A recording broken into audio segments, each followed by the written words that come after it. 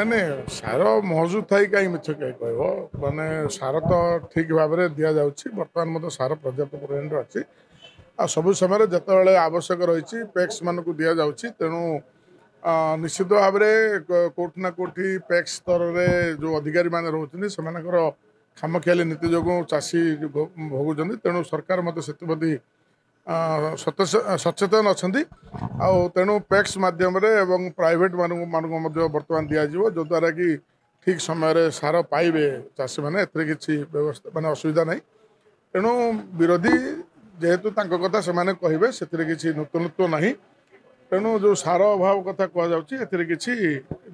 ମାନେ ନୂତନତ୍ୱ ନାହିଁ ଏଥିରେ କିଛି ସତ୍ୟତା ନାହିଁ କଳାବଜାରୀ କୋଉଠି ହେଲା ମୁଁ ତ ଦେଖନ୍ତୁ ମୁଁ ଯେଉଁ ବିଧାନସଭାରୁ ଆସିଛି ମୁଁ ଚିକିଟିରୁ ଆସିଛି ମୁଁ ତ ମୋ ନିର୍ବାଚନ ମଣ୍ଡଳୀରେ ଏବେ ପର୍ଯ୍ୟନ୍ତ କୌଣସି ଜଣେ ଚାଷୀ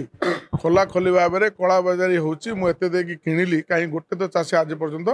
କହୁନାହାନ୍ତି ଆଉ ଯେଉଁ ବିରୋଧୀ ଯେଉଁ କଥା ଉଠାଉଛନ୍ତି ସବୁବେଳେ ତ ମୋ ନିର୍ବାଚନ ମଣ୍ଡଳୀରେ ମଧ୍ୟ ଯେଉଁ ବିରୋଧୀମାନେ ଅଛନ୍ତି ସେମାନଙ୍କ ପାଖକୁ ମଧ୍ୟ ଯଦି ପ୍ରମାଣ ଅଛି ସେମାନେ ପ୍ରମାଣ ଦିଅନ୍ତୁ ଯେ କେଉଁ ଚାଷୀ ଯାଇକି କଳାବଜାରୀରେ ଅତି ମାନେ ଚଢ଼ା ଦରରେ ସେ କାହାଠାରୁ କିଣିଲା ତାର ପ୍ରମାଣ ମଧ୍ୟ ଦେବାକୁ ପଡ଼ିବ ତେଣୁ ଆମେ ସିନା କହିବୁ ଯେହେତୁ ଶାସକ ଦଳରେ ଅଛୁ ବୋଲିକି ତ ବିରୋଧୀ ଯେଉଁମାନେ କହୁଛନ୍ତି ସବୁବେଳେ ସୋସିଆଲ ମିଡ଼ିଆରେ କିମ୍ବା କି ମାନେ ମିଡ଼ିଆରେ କହୁଛନ୍ତି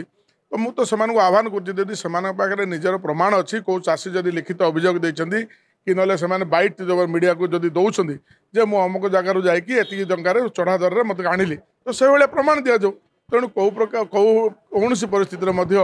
ଚଢ଼ା ଦରରେ କୌଣସି ଜାଗାରେ ବିକ୍ରୟ କରାଯାଇ ନାହିଁ ସବୁ ସୋସାଇଟିରେ ଠିକ୍ ଭାବରେ ଯେତିକି ସାର ଆସିଛି ତାକୁ ଆବଶ୍ୟକତାକୁ ଧରିକି ଯେଉଁମାନେ ଫାର୍ମର ରେଜିଷ୍ଟ୍ରେସନ କରିଛନ୍ତି ଏବଂ ଯେଉଁମାନେ ଲୋନି ଅଛନ୍ତି ଯେଉଁମାନେ ଋଣ ନେଇଛନ୍ତି କିଷାନ କ୍ରେଡିଟ୍ କାର୍ଡ ମାଧ୍ୟମରେ ସେମାନଙ୍କୁ ତୁରନ୍ତ ଦେବା ପାଇଁ ବୋଲି ବ୍ୟବସ୍ଥା କରାଯାଇଛି ଆଉ ବର୍ତ୍ତମାନ ମଧ୍ୟ ଯେଉଁ ସାର ଆସୁଛି ତାକୁ ଯେମିତି ପ୍ରାଇଭେଟକୁ ମଧ୍ୟ ଦେବା ପାଇଁ ମଧ୍ୟ ନିଷ୍ପତ୍ତି ହେଇଛି।